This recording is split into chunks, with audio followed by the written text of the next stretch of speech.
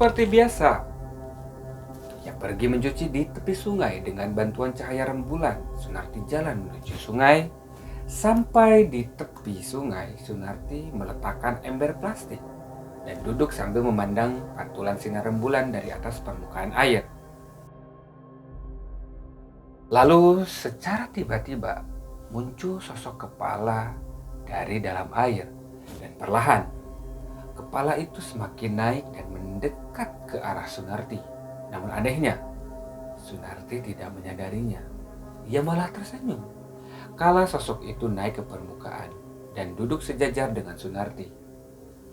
Posisi duduknya itu berjarak sekitar 2 atau 3 meteran. Sosok itu adalah seorang pangeran dengan wajah yang tampan yang mengenakan pakaian kerajaan zaman dulu. Selama ini, sosok itulah yang menemani Sunarti. Sosok yang muncul dalam kesendirian Sunarti. Lelaki itu memandangnya dengan senyuman. Sekali Sunarti mencuri pandang sembari terus mencuci pakaiannya. Di sisi lain, dari arah pohon, ada 2 pemuda yang duduk sambil menenggak minuman keras. Sebut saja namanya Kartiman dan Wakidin. Sayup-sayup mereka terdengar suara tawa. "Man, kamu dengar nggak?" Nek Asri teriak, beliau menceritakan semuanya.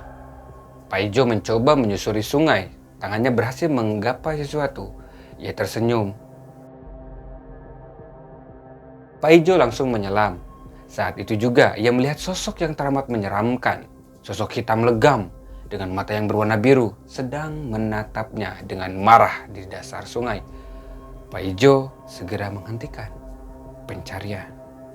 Ia masih syok dengan apa yang baru saja dilihatnya. Pak Ijo tidak tahu sosok apa yang berdiam diri di dalam sana.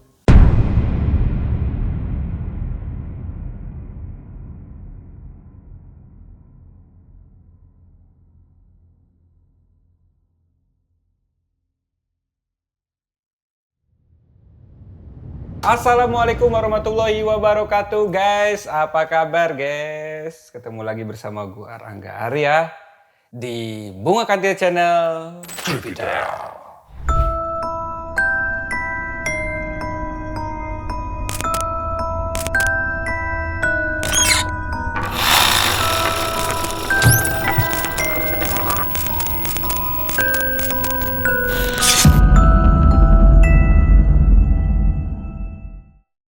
Oke, kali ini guys, gue akan membawakan atau menceritakan sebuah kisah misteri lagi ya. Tapi sebelum itu, sebelum gue lanjutin, tetap dukung Bunga Kantil Channel dengan cara subscribe, like, comment, and share. Oke guys, untuk kalian yang ingin mendengarkan cerita-cerita di Bunga Kantil Channel, tapi hanya ingin mendengarkan, nggak mau nonton videonya, kalian cukup buka Spotify, dengerin selengkapnya podcast kita, bisa di-download tuh. Dan kalian bisa pilih episode mana aja yang kalian mau dengerin. Oke, hanya di Spotify. Untuk linknya nih, gua taruh di bawah ya, di deskripsi. Sip, oke? Spotify. Berikut ini cerita Creepy Tale minggu ini.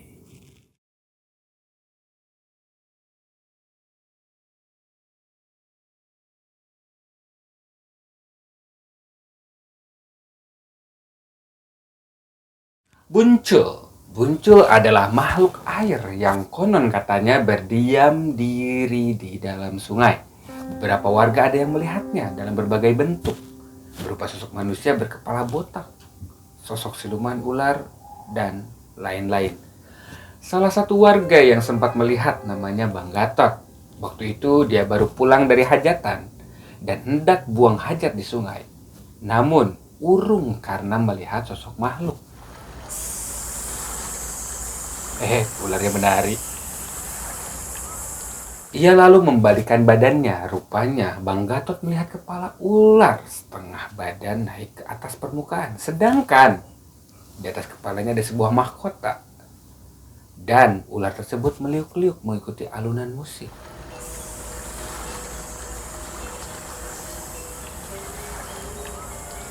Oke, kita gas ke ceritanya. Cerita ini terjadi pada tahun 1999 atau 2000-an awal lah. Kala itu Rama yang masih kecil melihat ada beberapa warga yang berlarian ke sana kemari. Bukan mencari alamat ya guys ya.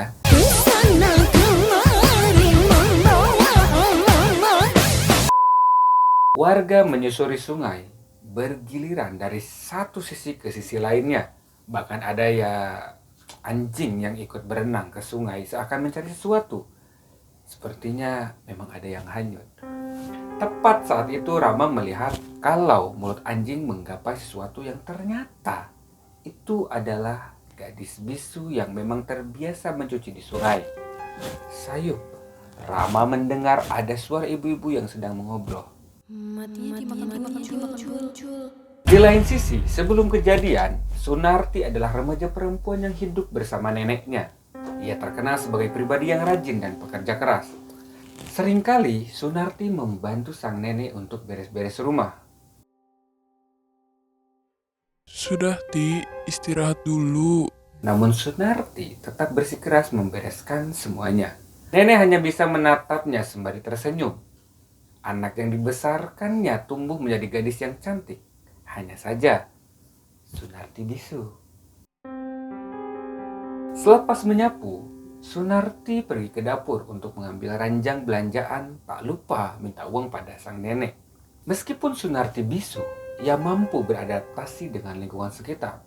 Wajahnya selalu berseri-seri, tak ayal, membuat para pemuda banyak yang naksir. Namun, Sunarti selalu menolak karena ia ingin balas budi kepada neneknya. Malam datang, seperti biasa. Sunarti duduk di ranjang kayu tanpa kasur, ia hanya berdua dengan neneknya. Penerangan hanya berasal dari lampu lentera yang terpasang di dinding kayu. Di dalam keheningan malam, Sunarti bangkit dan mengambil pakaian kotor. Seperti biasa, ia pergi mencuci di tepi sungai dengan bantuan cahaya rembulan. Sunarti jalan menuju sungai. Sampai di tepi sungai, Sunarti meletakkan ember plastik dan duduk sambil memandang pantulan sinar rembulan dari atas permukaan air. Lalu secara tiba-tiba muncul sosok kepala dari dalam air dan perlahan kepala itu semakin naik dan mendekat ke arah Sunarti. Namun anehnya, Sunarti tidak menyadarinya. Ia malah tersenyum kala sosok itu naik ke permukaan dan duduk sejajar dengan Sunarti. Posisi duduknya itu berjarak sekitar 2 atau 3 meteran lah. Sosok itu adalah seorang pangeran dengan wajah yang tampan yang mengenakan pakaian kerajaan zaman dulu. Selama ini, sosok itulah yang menemani Sunarti. Sosok yang muncul dalam kesendirian Sunarti. Lelaki itu memandangnya dengan senyuman. Sekali Sunarti mencuri pandang sembari terus mencuci pakaiannya. Di sisi lain, dari arah pohon, ada 2 pemuda yang duduk sambil menenggak minuman keras. Sebut saja namanya Kartiman dan Wakidin. Sayup-sayup mereka terdengar suara tawa. Man, kamu dengar nggak? Mereka berdua memiliki niat jahat pada Sunarti. Keduanya mulai berjalan sempoyongan agar cepat sampai tujuan. Namun, ketika jarak semakin dekat, mereka melihat Sunarti tertawa sendirian. Wakidin mencoba jalan semakin dekat, namun saat itu dia melihat ada sosok hitam legam, berbulu dengan matanya yang berwarna biru. Mulut menyeringai menampakkan gigi taringnya yang cukup besar. Sosok yang jaraknya 3 meter dari Sunarti membuatnya ketakutan. Wakidin bahkan tercebur ke dalam air sungai. Ia berenang menjauh. Sementara Kartiman sudah kabur terlebih dahulu. Setelah selesai mencuci, Sunarti berbalik pulang. Sementara pangeran perlahan masuk ke dalam air. Sampai di rumah, Nek Asri bingung karena setiap pulang mencuci, raut wajah Sunarti selalu terlihat bahagia. Apa yang terjadi? Apa? Sunarti buru-buru berjalan ke belakang rumah untuk menjemur pakaian yang sudah dia cuci.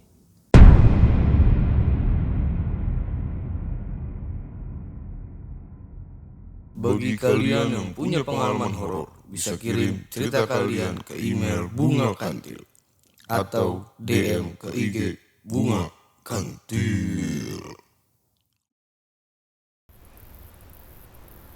Malam demi malam berlalu. Malam itu Nek Asri mulai curiga karena tumben sekali Sunarti pamit mencuci. Bahkan ia sempat menangis menenggelamkan wajahnya di pangkuan sang nenek. Ada apa, Cu? Bukankah sudah biasa kamu mencuci di malam hari? Sunarti bangkit. Ia tersenyum sambil menggelengkan kepala. Sunarti mencium kedua pipi neneknya cukup lama, seakan malam itu menjadi malam terakhir dia bersama neneknya. Kok perasaanku jadi nggak enak? Gumam Nek Asri. Beliau memutuskan untuk menyusul Sunarti. Dengan langkahnya yang terpogoh, Nek Asri menyusul Sunarti. Namun, gelapnya malam membuat Nek Asri kehilangan jejak. Narti. Hingga sampai di sungai, Nek Asri masih memanggil Sunarti, namun tidak ada respon karena Sunarti bisu. Hingga sampai di sungai, Nek Asri masih memanggil Sunarti, namun tidak ada respon karena ya Sunarti bisu. Sesampainya di sungai, Nek Asri mencoba memanggil Sunarti, namun tidak ada sahutan sampai Sunarti tiba-tiba muncul di hadapannya. Ia bertanya dengan bahasa isyarat. Nek Asri mengajak pulang Sunarti karena perasaannya yang tidak enak. Namun Sunarti menolaknya. Mungkin ya kalau kita pakai bahasa isyarat gitu si Sunarti ini mengatakan tanggung Nek gitu. Lagian udah biasa gitu loh mencuci di jam segini. Nenek pulang aja dulu. Gitu. Karena jawaban Sunarti seperti itu membuat Nek Asri marah. Mau nggak mau Sunarti nurut. Ia mengemas pakaiannya yang masih kotor. Saat Nek Asri berbalik, tiba-tiba terdengar suara benda yang jatuh ke sungai dan benar saja, Sunarti sudah tidak ada. Sunarti, di mana kamu?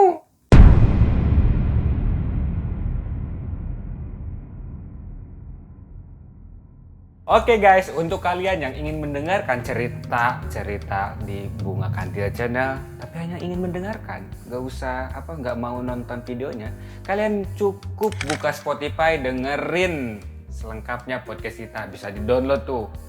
Dan kalian bisa pilih episode mana aja yang kalian mau dengerin. Oke, hanya di Spotify. Untuk linknya nih, gua taruh di bawah ya, di deskripsi. Sip, oke? Spotify. Sunarti hilang bersamaan dengan gelembung yang keluar dari dalam air. Nek Asri memberanikan diri turun ke sungai. Beliau tergelincir. Untungnya tangannya mampu meraih akar pohon sampai Pak Ijo, salah satu warga, melihatnya. Nenek kenapa, Nek? Nek Asri teriak. Beliau menceritakan semuanya. Pak Ijo mencoba menyusuri sungai. Tangannya berhasil menggapai sesuatu. Ia tersenyum. Pak Ijo langsung menyelam. Saat itu juga ia melihat sosok yang teramat menyeramkan. Sosok hitam legam dengan mata yang berwarna biru sedang menatapnya dengan marah di dasar sungai. Pak Ijo segera menghentikan pencarian. Ia masih syok dengan apa yang baru saja dilihatnya. Pak Ijo tidak tahu sosok apa yang berdiam diri di dalam sana. Tak berselang lama, Pak RT dan para warga lainnya berdatangan. Salah satu warga membawa anjing kesayangannya untuk mencari Sunarti. Namun belum lama anjing itu berenang, ia langsung lari. Sepertinya akan berbahaya jika kita memaksa. Pencarian sebaliknya dilanjutkan besok. Entah apa yang terjadi, semua masih menjadi misteri. Sunarti ditemukan keesokan harinya dengan keadaan yang sudah tidak bernyawa. Nek Asri tentu sangat terpukul karena harus kehilangan cucu kesayangannya.